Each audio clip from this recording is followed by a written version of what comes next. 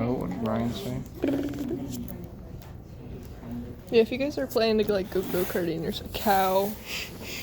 go-karting or something. An appointment to go to 11:45 a.m. Okay, that's epic because I have the appointment at 9:30. I don't know how long that's gonna be. Me inviting myself.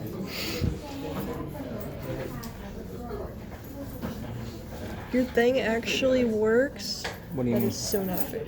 I have that function, the keyboard function that slides like that on my phone, It's always worked. but it doesn't work for me.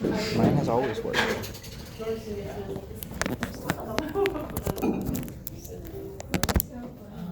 Okay, it's yellow. This. If anybody listens to my recordings for this class, I feel bad for them.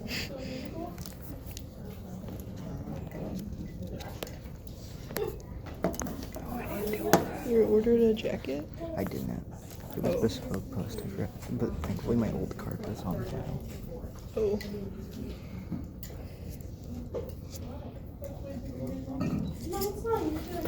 I can't wait to get till my credit card expires, so then I can use the old one and put in for just for whatever to see if it works. Because sometimes it'll let you purchase stuff, and it'll be wait.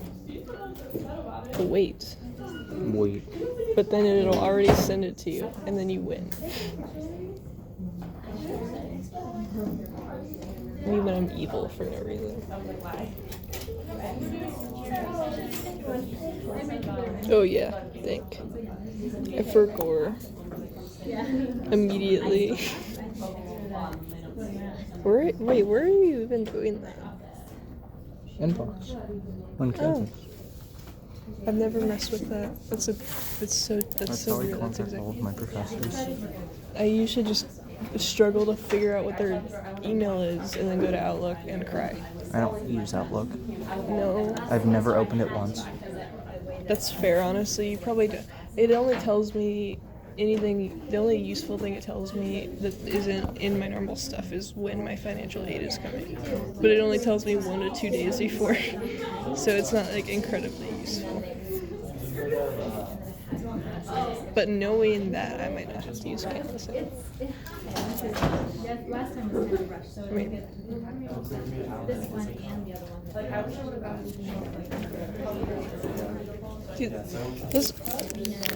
Do you think Humboldt's system is similar?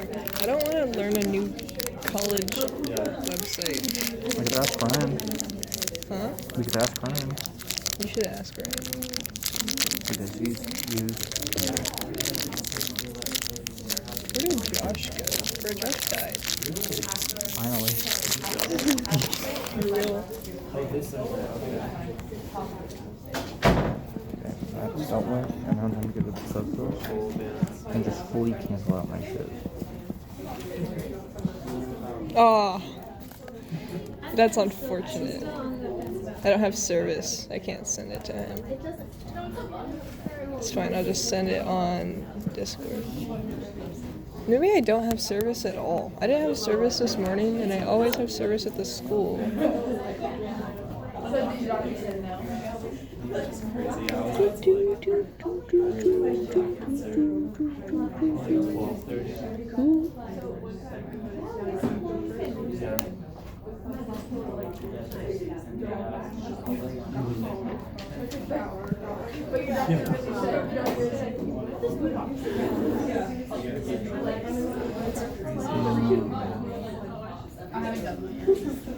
Yeah, I did that for my first concert. I went and saw the Backseat Lovers in San Fran, and I had to drive 3 hours, like 3.5 back. Before you go. Crazy. Alright, welcome to class, everybody. Hope you had a nice weekend. Enjoyed that bit of sun that we had? Yes? No, Do you remember there being sunshine? I was Did you forget inside. because of all the rain from yesterday? Anybody get woken up by that downpour last night? Yeah, it was pretty intense. It was long. It wasn't just like a fast downpour, but for a long time. No, I went home. All right.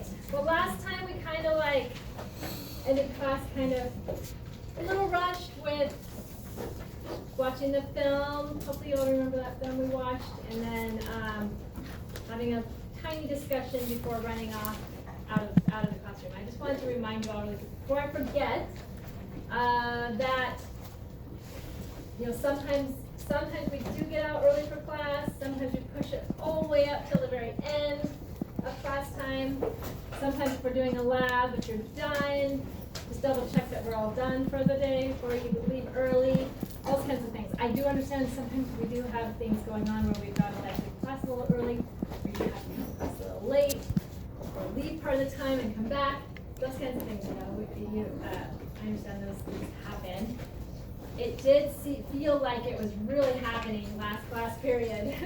There were still a few more minutes left of class, and people were already packing up their bags, and it was just a lot of noise and really hard for people to stay focused, and it's still class time. So yeah, so remember class goes till 4:50. Don't start packing up until class is over, and then you pack up and you leave class. Usually we don't end like 5 or 10 minutes early. We're ending class early for everybody to pack up now. It's that classes aren't usually, set that way as far as I'm aware.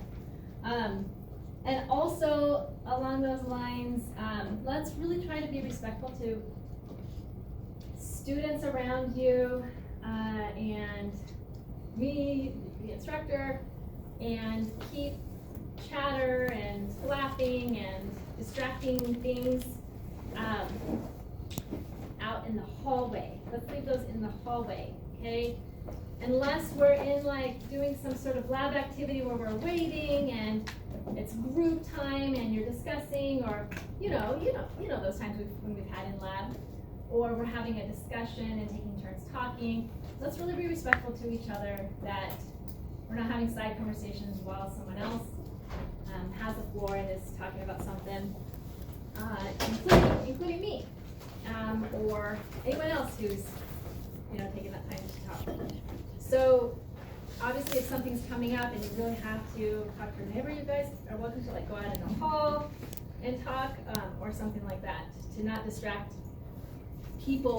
other people in the class, and including yourself, right? When you're doing that, you're not paying attention. So be respectful to your own brain and your classroom experience.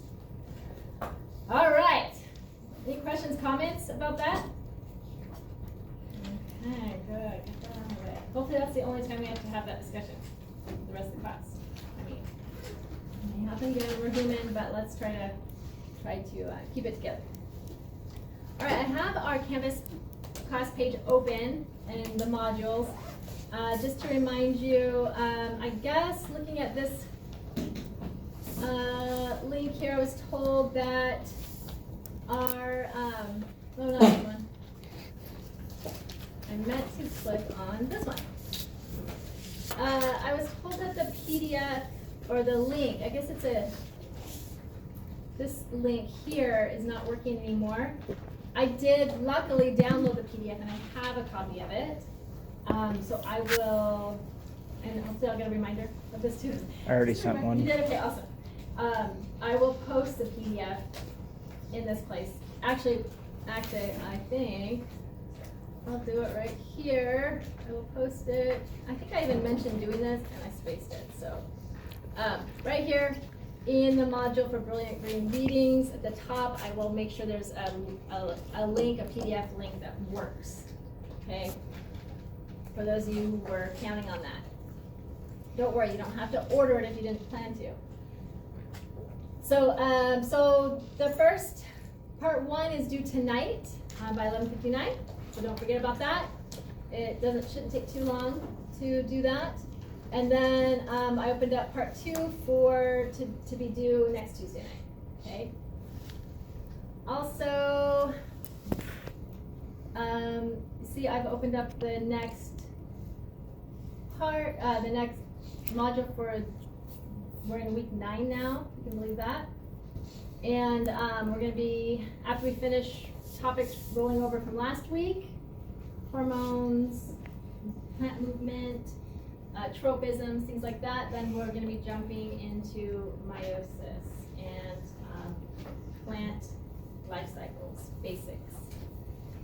And then Thursday, the plan is to jump into genetics, introduce DNA, and actually do some DNA extractions for an activity, okay? And that's gonna be the introduction to a multi-day lab experience where, I mean, it's really important for you to not miss class ever, but really like if you're able to, of course things come up, but try to, because it is like a 3-part lab. We're doing DNA extractions to start out from food, and I'll be bringing some food items that we'll be extracting plant DNA from. And we're going to be testing that DNA for genetic modification and going through the process of how do you do that? How would you go about testing that? And getting familiar with running polymerase chain reactions, PCRs. And then how do you visualize that? So visualizing DNA using gel electrophoresis. We're going to get a chance to go through all that. Anybody had a chance to work with those techniques before, molecular techniques? Raise your hand. Okay, where did you do that in? Biology 1 at a different community college. We did PCR on plasmids for transmitting bioluminescence between bacteria. Oh, nice. That's cool. I think that that's something they either talk about doing or have done in the micro labs here. Do you guys do that? You did it? You did something similar? I also did gel electrophoresis for familial hypercholesterolemia in physiology. Yeah, okay, cool. So you had a chance to run through the whole process of DNA extraction with gel electrophoresis? We had like pre-extracted DNA, but we did do the electrophoresis. And PCR? Kind of. Okay. Cool. And anybody taken Bio 1 here? Yeah, so you took it. So you get to go through that process. Yeah, I'm not sure what we checked, but we had like the genes and then we did the gel, and that was who was positive for the gene and who was negative. Okay, cool. Do you remember what the gene was? No. Might have some sort of protein thing. Yeah. I don't remember exactly what they do, but I know they do something like that in Bio 1. So if you're in Hanford's Bio 1 class, you're going to be getting a double dose of using these techniques, which is going to be really cool, and you'll feel much more, comfortable, maybe even a little confident after getting 2 rounds of it. So awesome. And these techniques, you never know when you may come up for you in the future, that you may be getting into another class where having that under your belt is really helpful, or a job in the future, or maybe it changes your direction of what field you're going to go to in your studies. For me, it was the other way around. It was kind of was the other way around for me. I wish I'd had this kind of experience as an undergrad. For me, I definitely, as a grad student, was more of a field person. And then my master's was all field-based, plant taxonomy-based. And then for my PhD, I ended up working with someone in a molecular systematics lab. And I was sort of thrown into it, kind of kicking and screaming, partially. No, I'm just kidding. I just hadn't had a lot of experience with it, so I was intimidated and a little bit worried about how it was all going to play out, whether or not I would love it or hate it or what. And it ended up being a really amazing experience. And luckily, I was in a lab where there were some other newbies like me, and some really patient and helpful grad students and postdocs and professors who were really helpful.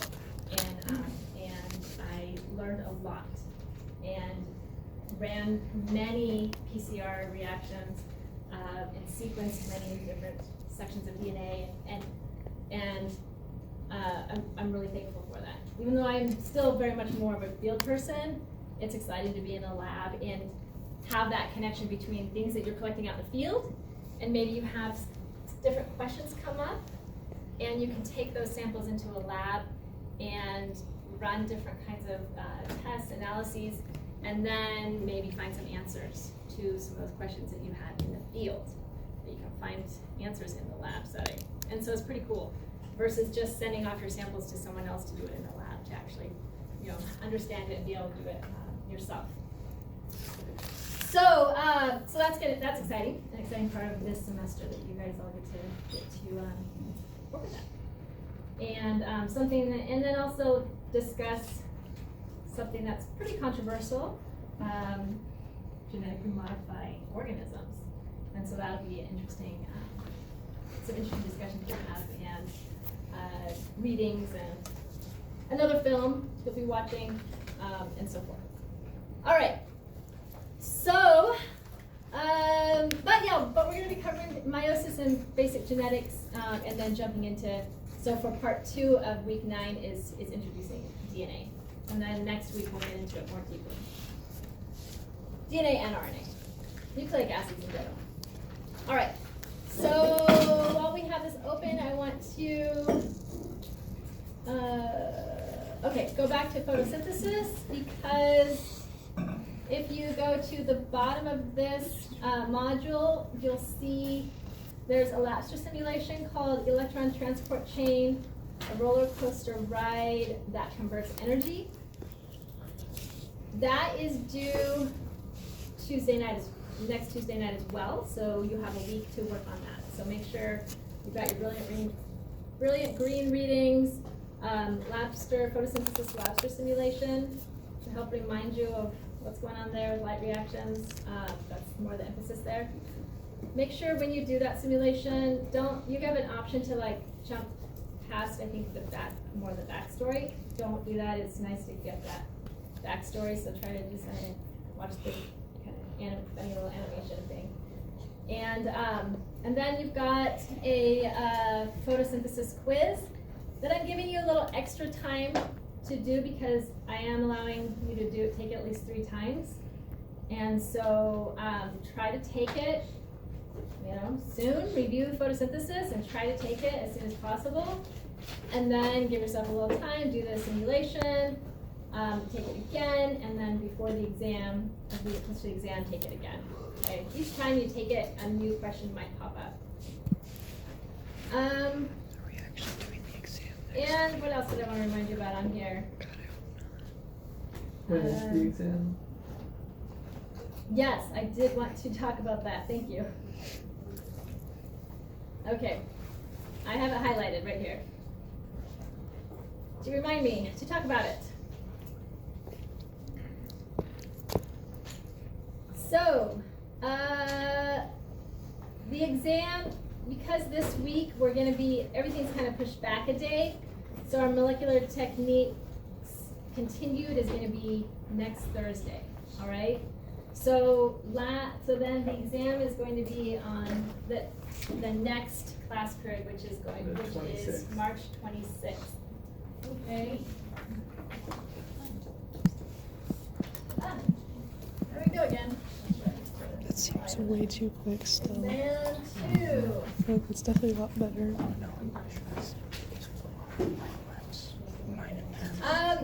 I'd like for us to plan for March. I know I heard someone say 28. That's crazy. Let's plan March 26th. Otherwise, then we're starting to cover different topics, and that's kind of overwhelming when you're like studying, and then we're covering some new topics. So let's focus on the 26th. Also, the plan is for the 28th to bring in some cool organisms to look at under the microscope, and they're going to be live, and I usually can't get them for Tuesday's class anyways, and I really want us to do that before spring break. And so we'll kind of mix together the plan for the 26th, 28th was kind of mixing it together anyways. We'll try to make sure we get a chance to look at cyanobacteria, algae, and fungi, and we can look at some really cool organisms that are going to have shipped out to us on that day before spring break. So March 26th, that is a Thursday, or Tuesday, sorry. Man, my days, so mixed up. I'm doing this with you so that if you do see anything, if I do have any mistakes, you can tell me right away. All right, so any questions? Nope, okay. Let's let's remind, hopefully I put the quiz due date so that it works with that. I think it was like the 20th you had it. Oh, yes, yep, that's what I like to do. I like to make that quiz, give you enough time to, if you want to review it one more time before the exam. Let's just double check that's what I did. That was my plan. Yeah. Does that say the 20th? That says the 20th. 25th. Yeah, shoot. I wanted it to be the 20th. All right. You know, we were thinking the same here, but. Oh, okay. All right, I've got a couple notes to myself here. Change quiz date. Yes. Change quiz date is going to be Monday night, the night before the exam. So that's going to be March. No, that is. That is the right one. Where are my days going? I gotta pull that She's calendar having back like a up. mental breakdown right now. I'm I thought confused. she was moving it back to the 20th. Where's my calendar here? What are these days? What's happening here? We should have the Alright. exam during break. Yeah, that's right. The 20th would be the, I don't know what, It's like my dates are all mixed up in my over- brain. Alright, so the Monday the 25th, the night before the exam, which is on the 26th. Alright, good. That's good. Yes. Alright. Alright, let's get back to where we left off. I do want to finish discussing the film we watched last time because we did jump past that pretty quick. And, but we will finish covering these topics first and watch another film that I did initially say I was going to post it. I decided I kind of go back and forth. This is where we left off last time.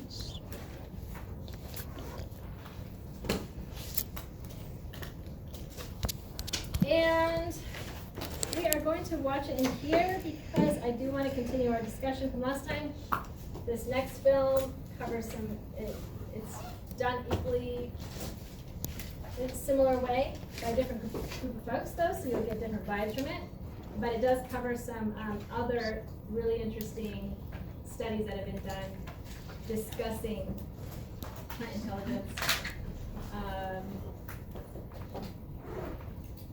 And thinking about phytohormones and different things triggering plant behavior, plant development. So it's good, a good fit for what we're talking about. All right. Yes. I just have a question about the test. Will there be like a study guide? Should already be posted, right? Yes, but that's another thing I was going to talk about. Thank you. When I had Canvas stuff, when I was like, there's something else, I was going to remind you, there's this study guide module. And the study guide's posted, and right before I came into class, I started printing off the study guide. So you're going to get a hard copy today. Will somebody please remind me? Hopefully I can just remind myself. When we have our break, I'll grab those so that they'll be ready to pass out after break, okay? It's like 2.5 pages long, so it was taking a while for it to get through the copy.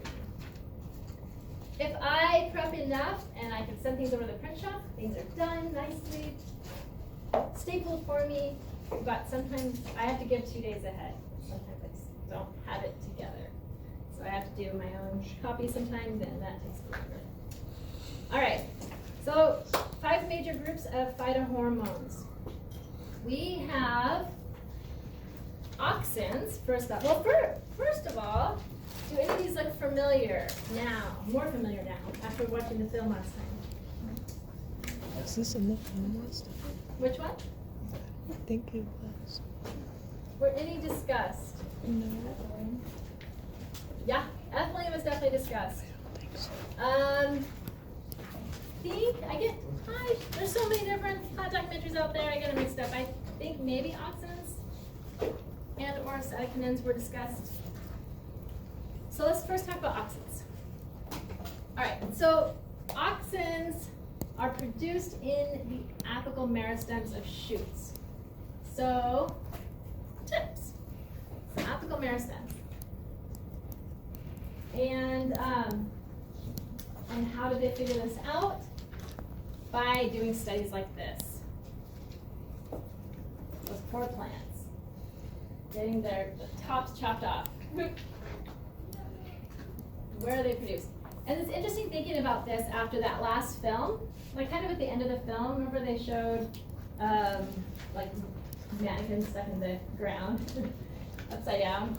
And thinking about the root, Darwin brought up that root brain theory for plants. And yeah, there's a lot of stuff going on down there in roots, right behind that root cap.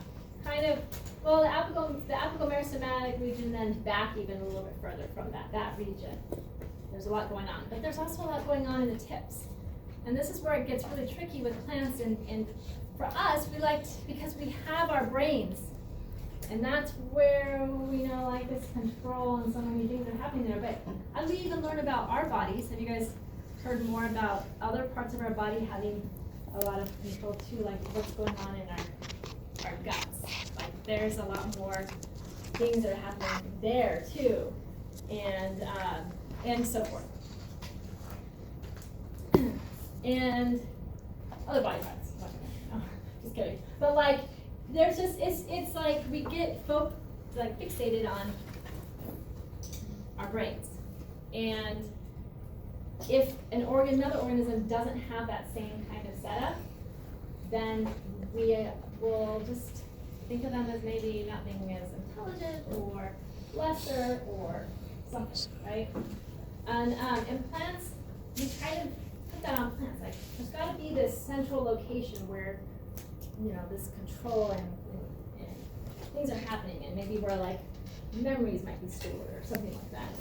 And maybe it's not like that. Maybe it's multiple parts of the plant, which when you think about it, something really cool about plants is that's very different from us. And think about things happening, this destruction happening to our bodies versus a plant body. What's something really cool about plants? They can like rebuild themselves. And so yeah, a root gets cut off. If that is we think about the root brain theory, if a root gets cut off, depending on species, some are more delicate and sensitive than others in this way, but another one can form. And a branch gets cut off. Different sections of the plant get cut off. And things can kind of reform. So it's interesting thinking about that in that way.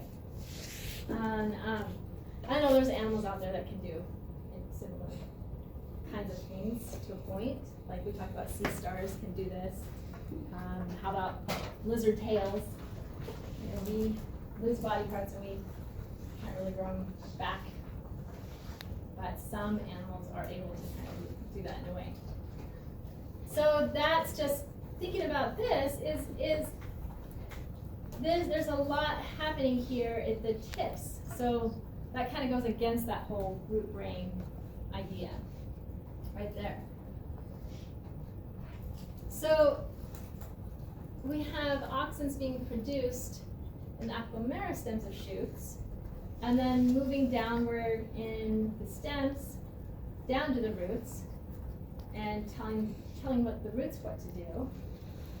And then we also have things happening the other way around too, which we'll get into in more detail. But this is just an example here. And how this is figured out, obviously by blocking the top and middle and seeing how that changes the plant. It's kind of like maybe thinking about the eyes in a way, right, of the plant being in that apical meristematic region. So acetic acid is a component of auxins. And this is a particular one here. Indole acetic acid, IAA. And so light will trigger it to, let's say light's coming from the side of the plant, light will trigger auxins to be produced and sent down to other cells lower in the stem so that that plant will then bend. And it's not really new cells developing right here. It's causing those cells to actually elongate and change shape. And it's the cells, which if you think about this plant here bending, do you think it's the cells on the left or right side that are elongating? Yeah, so the right side, whereas the ones on the left are not. And that was discussed in the film we watched a little bit. So another function is vascular tissue differentiation. So in this example, we've got a wound occurs right here, right through a major vein. And we have then that wound, we can have auxins triggered to produce that then trigger these parenchyma cells here to differentiate. Remember, parenchyma cells can guard their meristematic abilities, and they can become other kinds of cells and actually start to become new vascular tissue.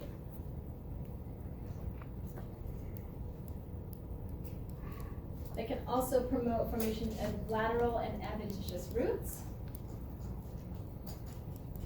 and inhibit growth of lateral buds, which is kind of crazy. So you'll learn that some of these different hormones, they can do the opposite of what they do sometimes, depending on what the plant needs, which is tricky. And they work hand in hand with other type of hormones. Like one type of hormone is promoting growth, whereas another one's coming over and stopping growth. Yes? So auxins will promote elongation, but they'll like block diameter growth, like lateral growth.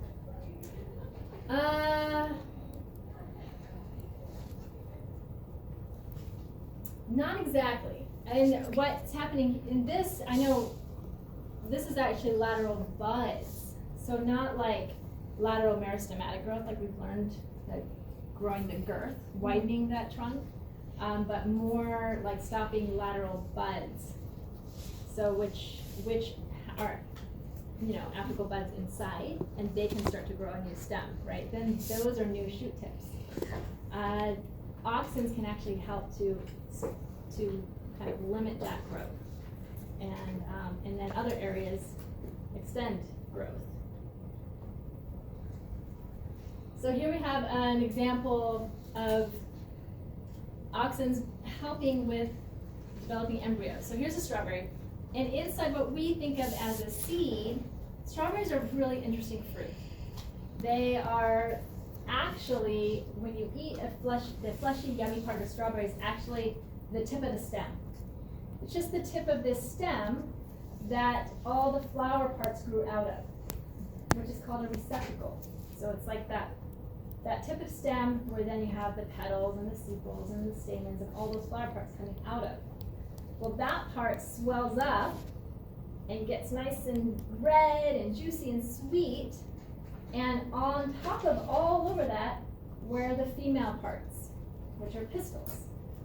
And in those are the actual tiny seeds, right? So yes, these actually, they are truly called fruits, all of these, because the true seed is inside of each of those. And so they are seeds, but they're enveloped by what's called an ovary tissue. And so they're actually more like a sunflower seed of a fruit, where you've got that casing around than the seed inside. And each one of these is like a teeny tiny little sunflower. It gets confusing because a lot of our common names, like we say sunflower seed, a sunflower seed is actually a fruit, not a seed. And you take away that outer shell, inside is then the seed. Yes? Are they similar to that?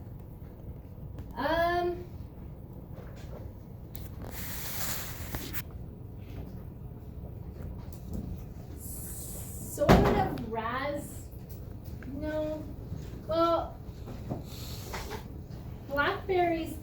kind of form, okay, think about a raspberry and you pull off the raspberry and what's left is that little white thing poking up. That would be like this part. But on top of those then, you get a whole bunch of little tiny fleshy little like red balls that make up the raspberry. And that red fleshy part is part of the ovary that's nice and juicy and sweet. Whereas the juicy sweet part would be like that white part under a raspberry. And all of these would be like those nice juicy little red little fruits, but they've just developed into these little dry things.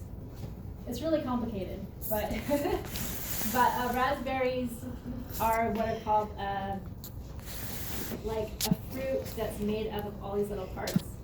So if you look over here, there's a little fruit poster.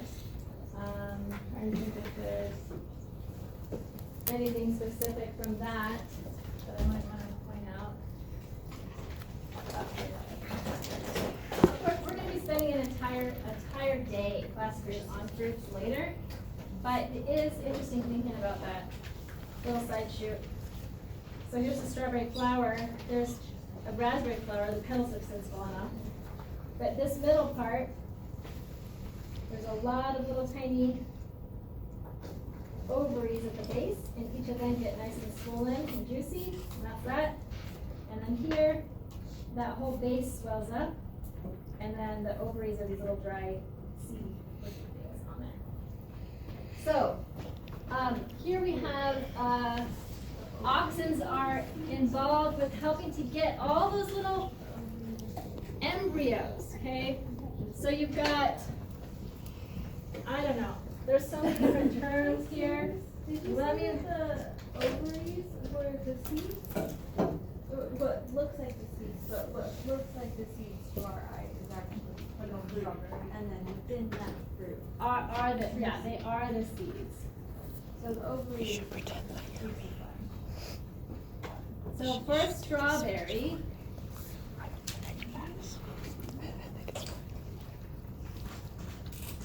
all of these little dots. If we could zoom in on one of those and make it bigger, it would kind of look something like this. We could take one of those and make it bigger, and that is actually a fruit called an akene, which is a similar kind of fruit as a sunflower seed, which we have like a little one right here. So a little sunflower seed, that's the fruit. And these are like the flower parts from the inside of the sunflower, the middle part. So inside of this is actually the seed, if you peel that away. And then inside of that is our little tiny baby plant. That's a little tiny plant inside of it. So that's our plant embryo.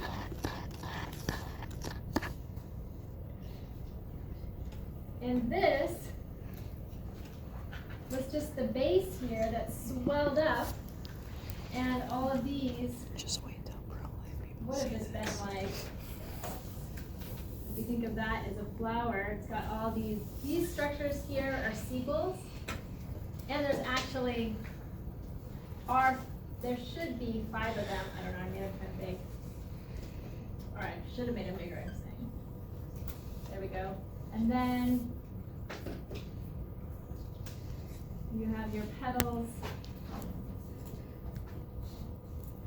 And then, make those orange. You have all your stamens around that.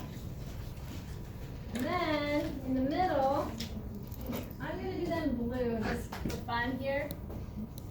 All these blue things in the middle are the female parts.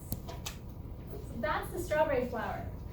The petals drop off, and when you look at the sepals here and you look at the base, you would still be able to see all these little stamens.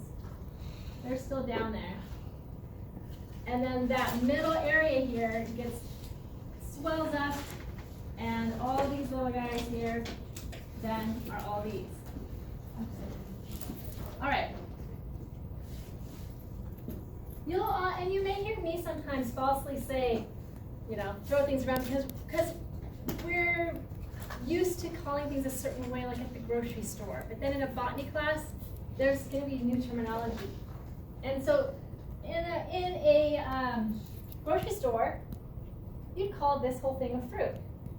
It's a strawberry fruit. And it is a type of a fruit, but the proper term of a fruit, or the proper definition of a fruit, is ovary. And what you actually eat is the tip of this stem down in there that's all swollen and juicy, and the actual fruits are these little achenes that are all over that. Okay, but you wouldn't say that when you're talking to someone about eating a strawberry, really. And so it's kind of different. So auxins play a role in the development of this little tiny embryo inside seeds. And so, as that embryo starts to develop, it's going to trigger the receptacle to start getting big and juicy and sweet and become a strawberry.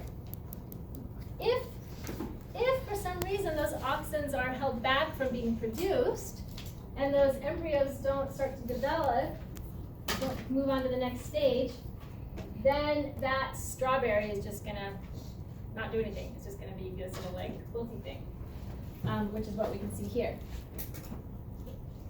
So if the embryos are not developing, then this part is not going to develop either. That's wasteful for the plant. That's a lot of resources go into forming strawberries. And what's the point of forming a strawberry? To make us happy. Yeah, to spread the seeds. So an animal will come along and eat this. All these little achenes that have the seeds inside are gonna hopefully pass right through the system of the animal and get deposited somewhere with all this nice fertilizer around them, and will then develop into that next strawberry plant. Yes? I think I may have gotten a little confused. You said the stamens become embedded in the fruit, not the fruit, technically the ovary, and then are also kind of like peeking around the underside of it? So, okay. The achene is an actual ovary. And then inside that achene, right, there's this part that's the seed. And inside the seed is the plant embryo. And these orange things right here are stamens. There's stamens here too in the flower, right? The stamens are the male parts. Those are going to produce the pollen. And that then would connect with the tops of the female parts, which then the sperm then travels down, connects with the egg inside, and then that becomes then the embryo. So each of these was actually one of these, I have on blue here, one of these pistils, which the base of that is the ovary.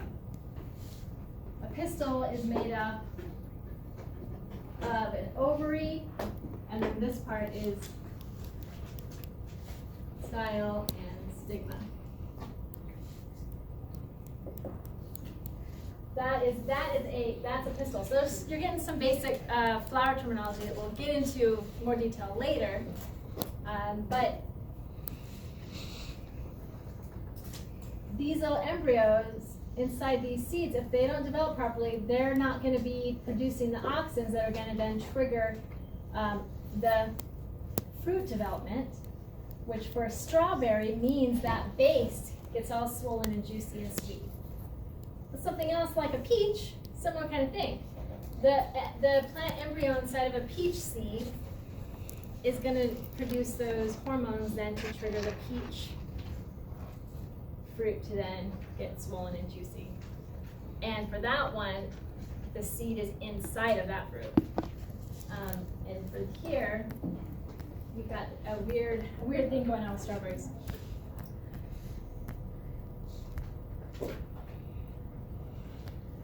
All right, so we'll talk again about auxins when we talk about tropisms. But let's jump into cytokines. Cytokines.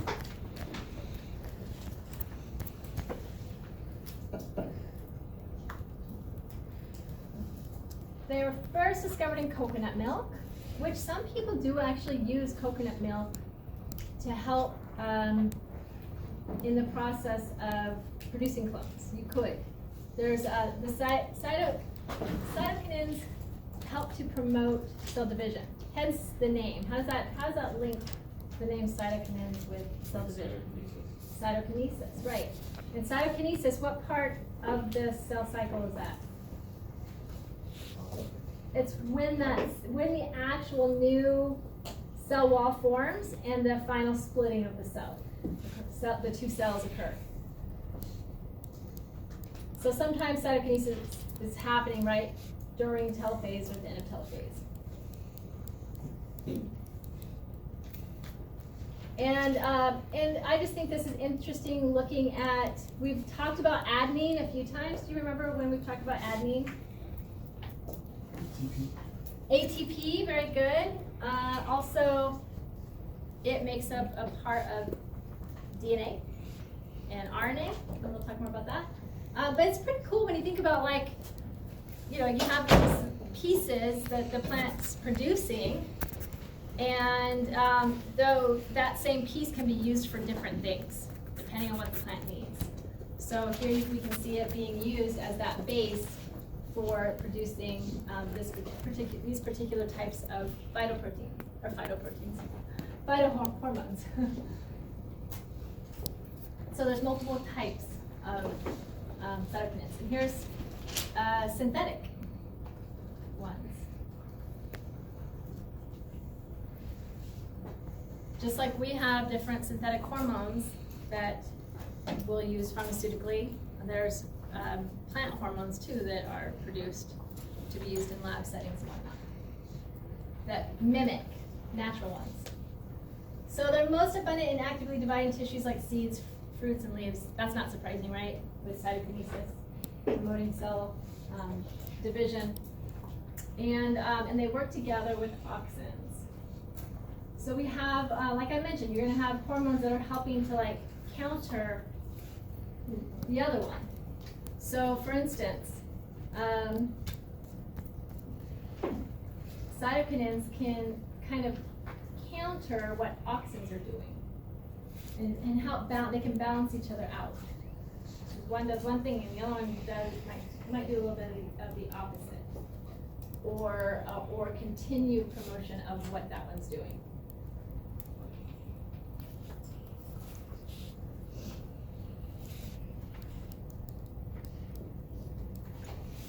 And they're thought to be produced in the apical meristem of roots. Bless you. So they don't actually know what they're produced? That's where they could be produced other places too, but that seems to be where they're produced. But then again, yeah, if they're produced there, and then, for instance, they were first discovered in coconut milk. So you might not automatically think, well, that means they're produced in coconut fruits, but it's thought that maybe, you know, that they're produced in these, but then would go up into the fruits. All right, so we'll talk about cytokinins a little bit more in just a bit. Ethylene. What did we learn about ethylene from the video?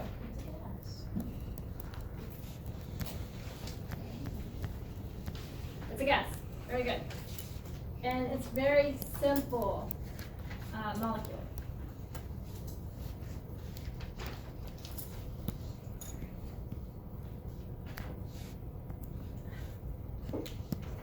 You guys know the molecule. Molecule is even more simple than this. The organic molecule is more. Yeah. We've got methane. Then we've got ethylene. on remote guests.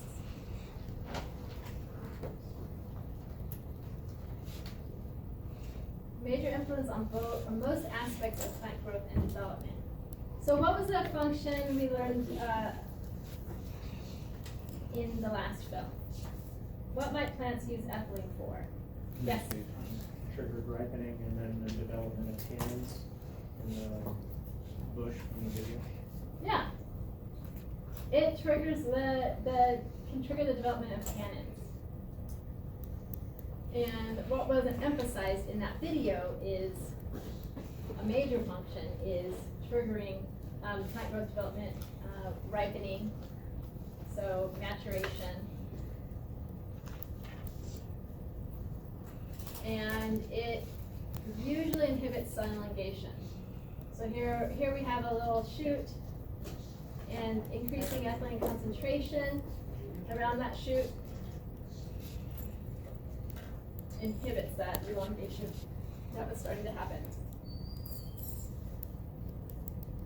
So promotes fruit ripening, promotes abscission. So when I say abscission, I mean like dropping leaves. So a plant is it's that time of the year, the plant's getting ready to drop leaves. This is one of the things that would help to trigger that leaf then to mature, kind of like ripen in a way, and then drop off. And so similar things with fruits. And getting a fruit to ripen to the point where then it drops off. And then if you've noticed, like you purchase your fruit, bananas are an easy one to think about, and you take a banana and your bunch of bananas falls on the ground. You're like, dang it. And you're like, well, I'm sure those are gonna get bruised up, right? And sure enough, not very much time passes and you've got like bruises on that area that hit the ground. And that is promoted by the ethylene being produced.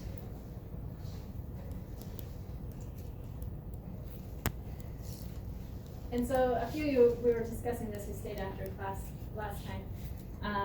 But ethylene, you guys probably all know this or are familiar with it. You have an avocado you really want to ripen, and you've got a banana that's getting ripe. So what do? You put the banana right next to it. Or maybe you can put it in a confined area together. And have you seen this happen at home? Or maybe it's something you didn't need to happen, and you're like, bummer, those fruits got too ripe too fast. And bananas are known for really giving off quite a bit of ethylene. Or an apple. You have an apple that's rotten, and that promotes then the apples around it to become rotten. You don't want to be that bad apple. And the bushel of apples. And that's just giving off more ethylene, and that's going to promote the rest to ripen. So a lot of the fruit that, if we aren't buying our fruit locally, most likely that fruit's been picked unripe. Because to ship something, it's getting bumped around and whatnot, plus it can take a little bit of time. It makes sense to not pick something ripe if it's going to travel a distance to get somewhere. And then the ethylene helps to promote then the ripening to occur. And there was one time I went on this field trip to a grocery store, and we actually went back to where they were, keeping all their different produce, and they had a special chamber where they were keeping their green bananas, and it's like a certain temp, like you can see here, they have certain temperature, connected with the amount of ethylene that they're gassing these bananas with. So the bananas will get gassed, special gas room, and then timing it, they're trying to time it just right so that when the bananas are on the shelf at the grocery store, they're not too ripe, but they're getting ready. And sometimes it doesn't get timed very perfectly. Abscisic acid, ABA, growth inhibiting hormone in dormant buds, fruits, and embryos. induces dormancy.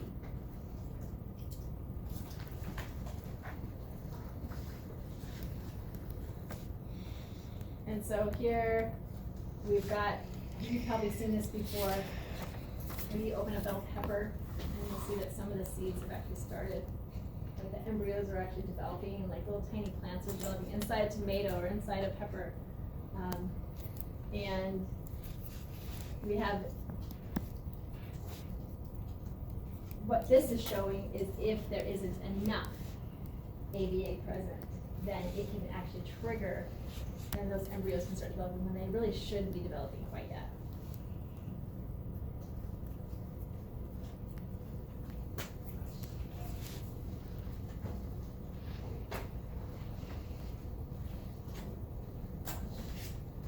So in talking about evapotranspiration and how guard cells function to open and close the stomata, I mentioned the roots will get, they'll get that first literal taste of drying out, like the soil's dry. Those roots are like, whoa, there's not a lot of water down here.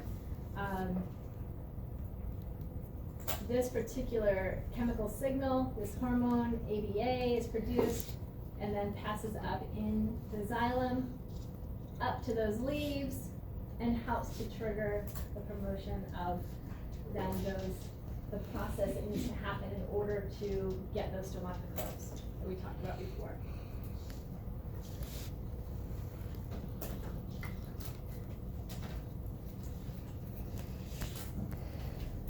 I think this might be our last one. Gibberellins or gibberellins, stimulating growth of stems, both cell division and elongation, which is interesting because here's a hormone that does something similar to what the unified forces of cytokinins and auxins do. But here's another hormone that can do that. Here we have additional gibberellins being produced in this plant.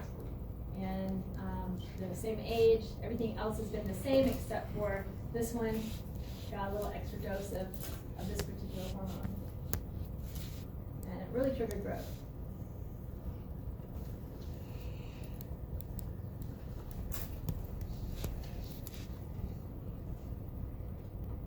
And so we talked about with embryos, plant embryos triggering specific hormones to help get the fruit to start ripening, and then once those seeds are in a good location to start germination, those embryos will then trigger gibberellins, which then you have special digestive enzymes being produced, and those enzymes help them break down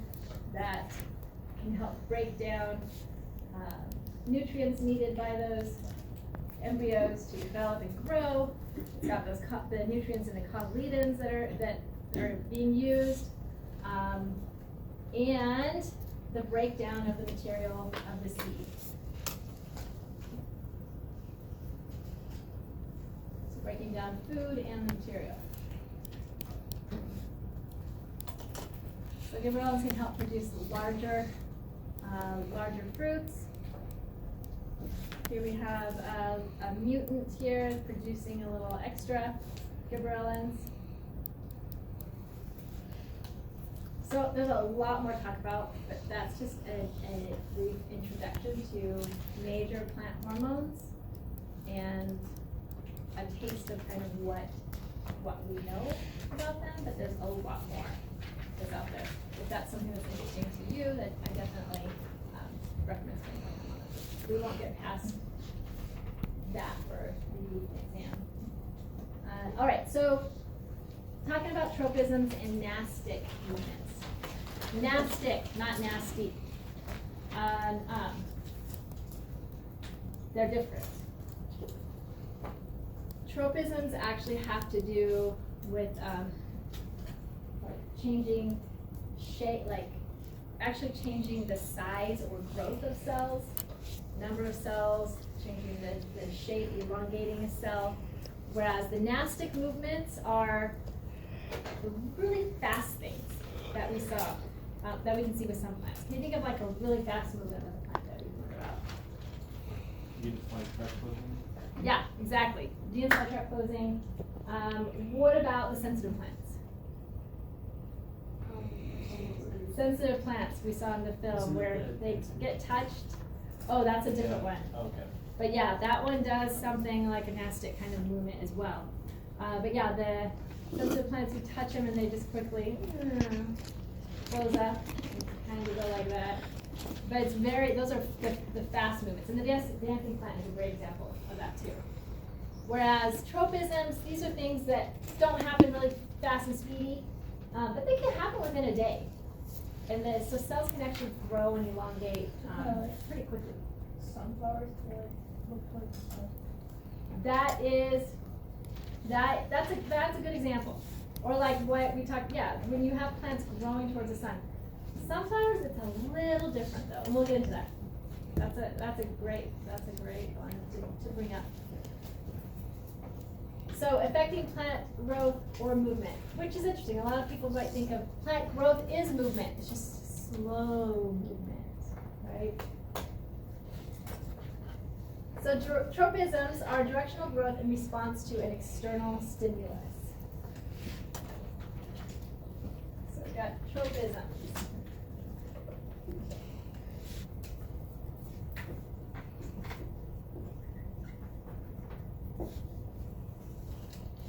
So we'll go through examples of each of these different types. First off, what do you think a phototropism is? From sunlight? Yeah, so having to do with photons, having to do with light, yes. And then how about gravitropism?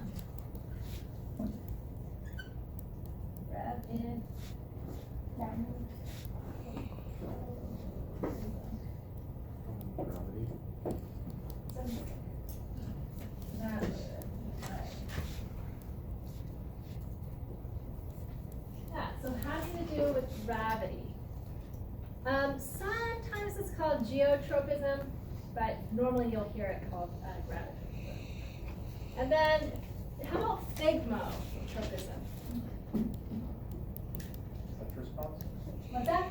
Touch response? Yeah. What gave that away to you? Figma? Prefix? What's that? Prefix. Figma. Yeah. Touch. Are there? Do you know of any other words that use that? It's the same base as the thalamus gland, isn't it? For That's a good one. I don't know about that. Yeah, it's one of those things that you don't. I've wondered about, like whether or not I'm gonna hear that something. But yeah, it's related to touch. Like maybe we could come up with a new name for going to get a massage. Oh, I'm going to get my therapy. People would be like, what? Touch therapy. All right. So let's first talk about phototropism.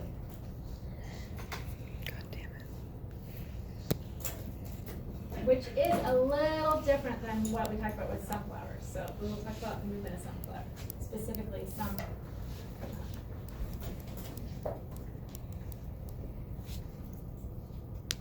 So if we've got positive phototropism, then we're going to have the opposite, the negative phototropism. And this is pretty cool. So we talked about auxins being involved with this, with phototropism, and thinking more about positive phototropism, because those auxins are produced in the apical merisstems of shoots. And the shoots then are sensing that light and will be growing towards that light. Negative phototropism is curving the roots away from light. And that's going to work kind of hand in hand with this one, with gravitropism too. You have a tendency of roots not wanting to be in the light and roots wanting to grow downwards.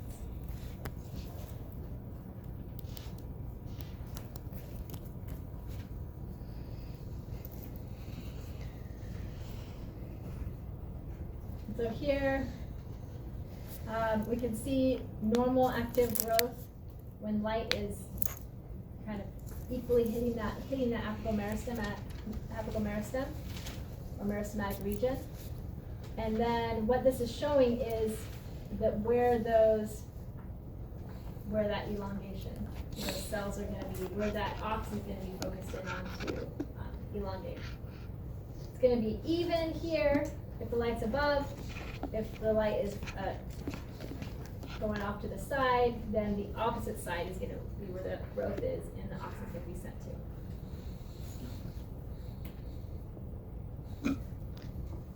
to. So what is a photoreceptor? Photoreceptors are in that apical meristematic region, and they're pigment-containing proteins absorbing blue light, and then you have this biochemical response that occurs. Would you like to use mine?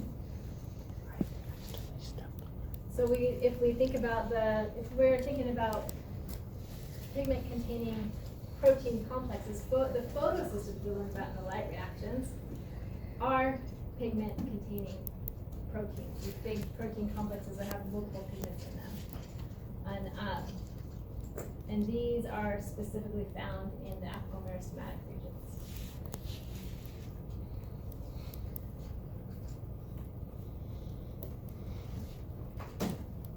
I already mentioned it involves auxins. So if we've got lateral migration of auxin under influence of light, so auxins being produced equally, and then auxins moving on down, being produced in the apical meristematic region, moving down, and obviously it's from the side, the auxins off to the opposite side of where the light is shining are going to cause those cells to grow faster and elongate more. And then these ones are not. So you have that bending of the stem. So gravitropism not only gets the roots to want to continue to grow downward, it is the stem wanting to go upward towards light, the roots away from light towards source of water. So responses of shoots and roots to gravity. And so if we think back to what's happening here, I mentioned phototropism and gravitropism can kind of work together in a way, in that it's helping that shoot to upward. Generally is going to be, light is going to be generally upward somewhere, right? And so it's going to trigger, that auxin's going to continue down and trigger those roots, help those roots know which way to go to move away from that light. And not always, but often that does go hand in hand with gravity as well.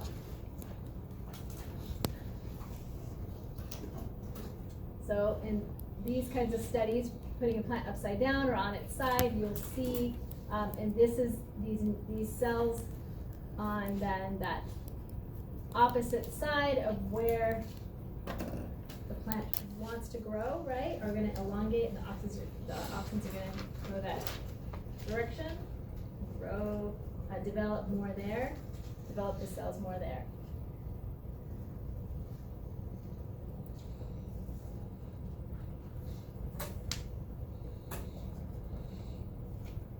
So positive geotropic or positive gravitropism, negative gravitropism.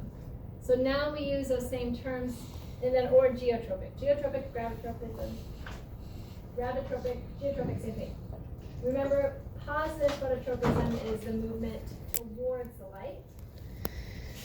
And then for positive gravitropism is going to be movement towards the direction of gravity, towards the ground. So that helps you think about it more as geo, towards the earth.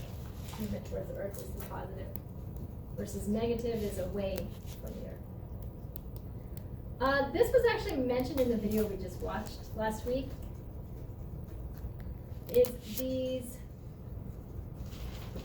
little structures. They are connected with amyloplasts. So you already know about amyloplasts. You know amyloplasts have starch in them. and it's thought that specific cells in the root tip have what they're called starch staphylins, and they will move depending on on gravity. So obviously, if they're moving off here to the side, that's going to trigger then that root will know which way it needs to then grow and bend towards by how those are moving. So working together with the shoots nose and the roots and their shoots working together on what's happening there. So here is showing a root, and we've got auxins and cytokinin. I mentioned that they work together, kind of counterbalancing each other. Here we have a root tip with the staphylos, and here's the actual apical meristem. And remember, the root cap are special cells that can be sloughed off that protect that tip. And it's in those cells where it's thought that the staphylos are hanging out. And what this is showing is where then the cytokinins are being produced, and those by that blue color.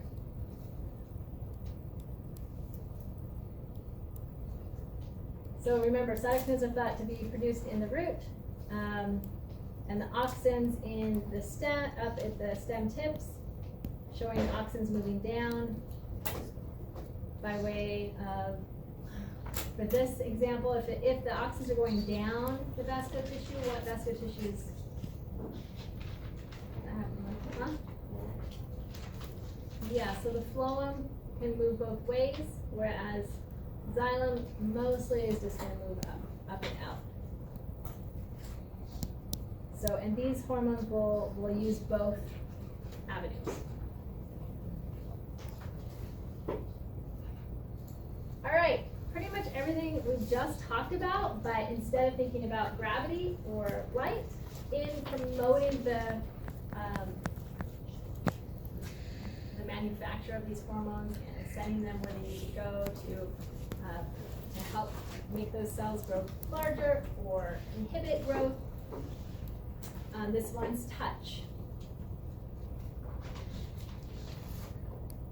So if you think about roots growing in the ground, moving along, boom, they hit a wall, or they hit a rock.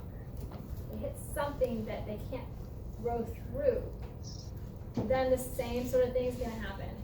Either one of those sides is going to start developing those cells and causing that root to bend and then travel grow along the side of whatever that hard surface is. Yes? So the roots have a negative gravitropism or positive? Positive. Roots have positive. Yes. Good question. So it's the opposite of what we just discussed with phototropism.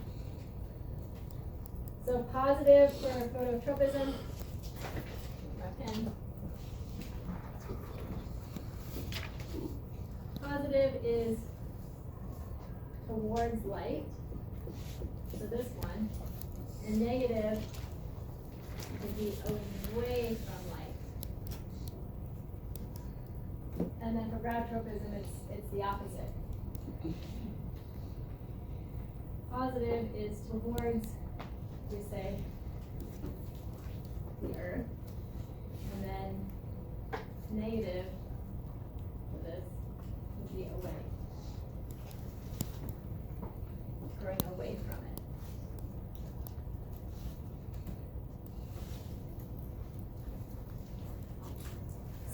So we're talking about what happens here with thigmotropism for roots, and it's going to be that same sort of thing as we see here, with the combination of auxins and cytokinins working together to help those roots move, start bending and growing in a different direction.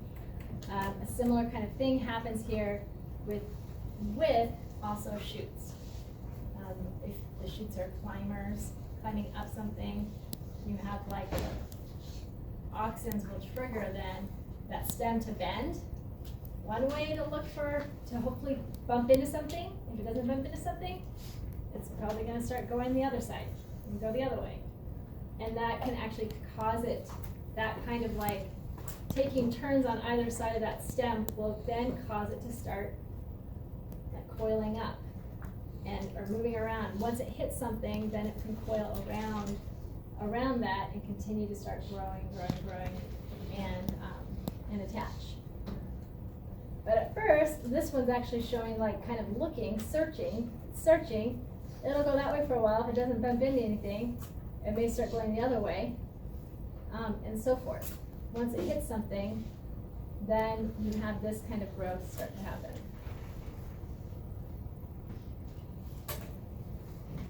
All right, so what's happening with heliotropism? Because it seems like that with sunflowers moving, also leaves moving like really fast, like within just a few minutes, a leaf will move, or the head of a sunflower will move towards the sun. And why wouldn't that just be phototropism? It seems like it would be.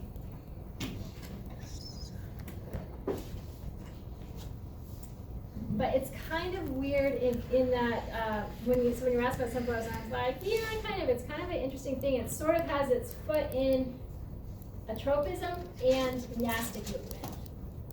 It's sort of like those cells are temporarily enlarging by way of water, like filling certain cells, but not as fast as true nastic movements, and but faster than what we see with tropisms, and those cells can then sort of deflate in a way. Oh, not deflate, but water, yeah, like the water can kind of move out, and you can have fairly quick movement, but not as quick as nasty movement. And with the true tropism, those cells grow and they don't go back. They stay that size. And so then if movement needs to happen, so you have a plant start to move this way, and then it's going to move that way, it starts to move that way, and it kind of causes the plant to kind of move back, but it's not the exact same thing. So, sorry, but it's kind of in between.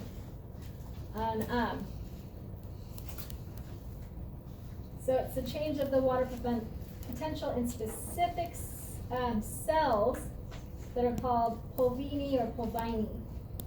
And they're actually really similar to the sensitive plant. The sensitive plant, they work really fast, whereas on plants like this is showing lupin in the bottom corner.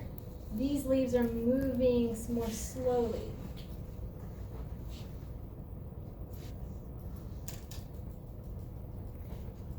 So throughout the day, you'll see these sunflower heads moving with the light. Okay, whoops.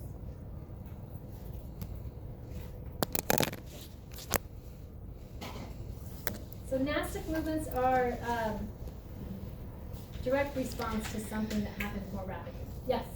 When we put the bryophytes in water and they opened up, would that be something like a nastic movement, or is that also kind of something? That would be more equivalent to a nastic movement, yes. Except something that we're controlling, right?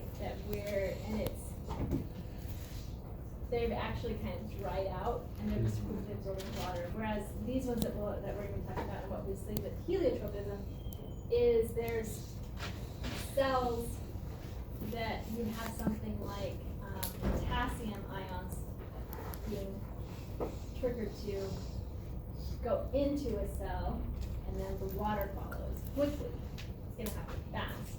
Similar to what we learned about with how guard cells function with stomata, right? You have something like that happening quickly, whereas with those mosses, they're just dry. They're just absorbing that water. But we still see that movement in relation to cells enlarging because of water. So that's where it's a similar kind of thing. Yeah. Are the pulvini, are those cells or special plants? They're groupings of cells. Special regions, special cells. Yeah, it sounds like Yes. it wasn't just cells, so I was like, Yeah. And I'll show you guys a picture of what they look like.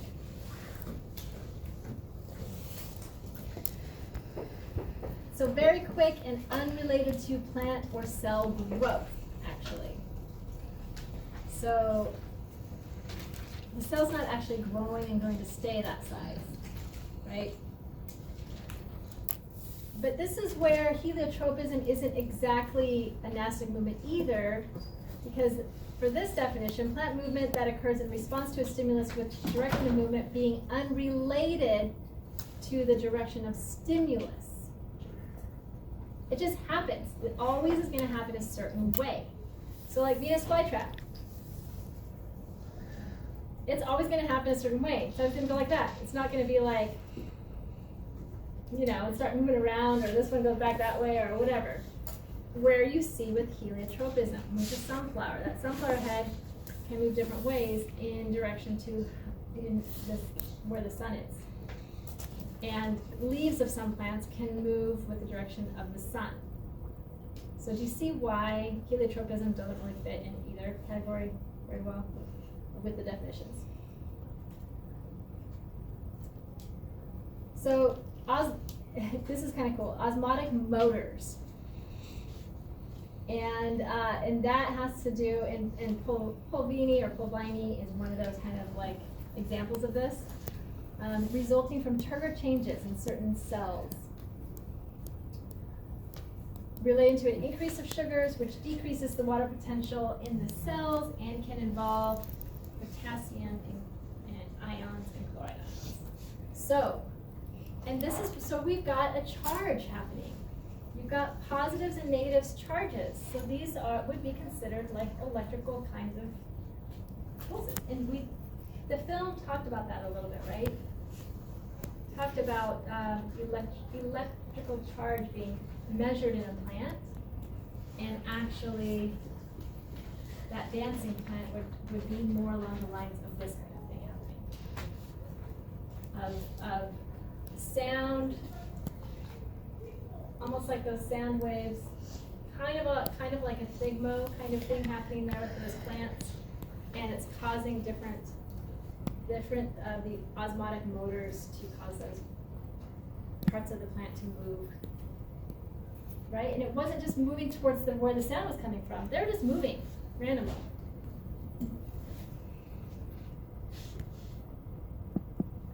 Oh, keep pressing that one. I do want to press it, but not quite yet.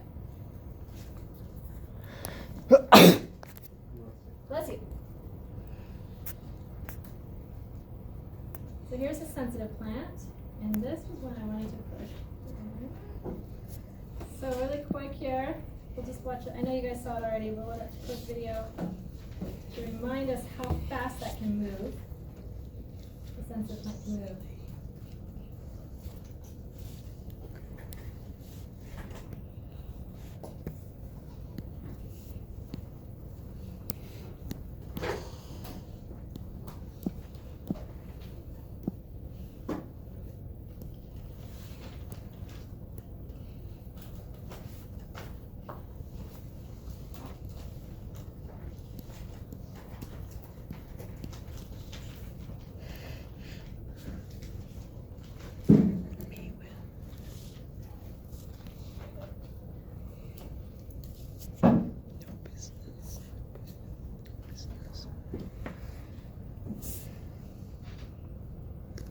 So it's hard to see exactly, but right here, do you guys kind of see these little like white areas at the base of these leaflets? So this is an entire leaf. This is a pinnately compound leaf. And at the base of each leaflet, there are the pulvini. And actually, they're actually also here and sometimes here. And so that entire leaf, the petiole and everything can sometimes bend along with each little tiny leaflet. So that's pretty fast. And they will always kind of do that same thing. They're not moving towards what's touching it or away from what's touching it. They're just closing in. Why do you think that happens with this particular plant? For predation. That's one of the thoughts. Maybe like something's trying to eat it and like freaks out, like, whoa, I wasn't expecting this thing to move. Or all of a sudden it looks like, ooh, there's not really anything to eat here. Like all the leaflets are gone. Yeah. And that's what's so weird about that dancing plant. Because, you know, if this is kind of to not be eaten, a lot of things we kind of think of them as wanting to camouflage and not move and hide. This one moves to not be eaten, but kind of hides itself in a way. And what's happening with that dancing plant? Yeah. Couldn't it just be mimicking the presence of a predator? I mean, when you think of like a moving bush, you think, you know, type 2 error, there might be something in there waiting to eat this. So it would be sort of reverse mimicry. Like kind of tricking something that, hey, you don't want to hang out in me because I'm alive and I might eat you. Or you don't want to stop and eat these leaves because the motion of the leaves suggests that there might be a predator in the area. Oh, I see, like bumping into the plant. Yeah. So, you know, you better hightail it out of here because maybe you're about to be lunch instead of having it. That's a cool idea. But then it being triggered with sound. I mean, it's all EMF, right? I mean, I haven't explored studies on that particular plant exactly, but how it would be interesting to see at what levels does it stop responding to sound, the vibrations from sound, or what's happening there. I don't know. That's really interesting to think about though. But yes. Where's that plant native to? That one's native to, as far as I'm aware, Central South America. But it's found all over. In more like tropical to semi-tropical regions. It doesn't grow naturally here. Mm-hmm. I mean, you could grow it. I wanted to grow it in the greenhouse, but yeah, it's like a weedy kind of plant in areas like you go to somewhere, you know, in Central America. You'll just be walking around on a street and you'll see it on like the side of the road. We had it in Okinawa. It would go on Yeah, the it's just grass, really and commonly found all over the I place. would play with it because if you like touched it, it like closed from. Yeah. And it's one of those things where like it can stress it out, right? Every time it does that, it's using energy to cause that to happen. So, but it is pretty cool to see for sure. Yeah. All right. And then of course we talked about the Venus flytrap, also exhibiting these nastic movements. And then remember what needs to happen for this to work? Because it does use up a lot of energy, really, to trigger those leaves to close. Doesn't want to just waste it for anything that happens. Yeah. It has to trigger 2 hairs. Yeah, it has to trigger 2 hairs. And yeah, it triggers 1, and then it's like just a few seconds, and then it has to trigger another one within that certain time window, or nothing's going to happen.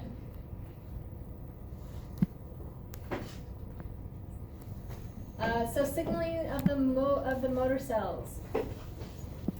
And so this was just something kind of fun. There's still research, of course, happening. There's so many things we don't understand about plants and why they do things, how they do things.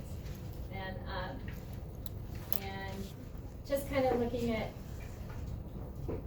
that process, how fast, 0.1 second, that's really fast. And then you've got stomach formation secretion, 1 to 2 hours. Digestion, 12 hours to 5 days. And then it's ready then to reopen. So it's a pretty long process. You don't want to, plant's not going to want to do that if it doesn't need to. Okay. Let's go ahead and how are we doing on time? All right, let's do a short. We'll do a break like after the movie. If we do like a short break now, just to get the movie set up, watch the film, have discussion, then we'll have a break. Let's do that, it's a set.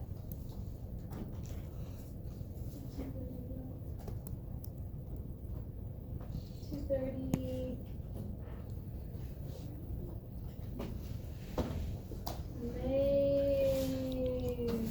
Maybe we should do our break now, actually. Let's go ahead and have our break now, and then we come back and we'll start the film. Oh, and during the break,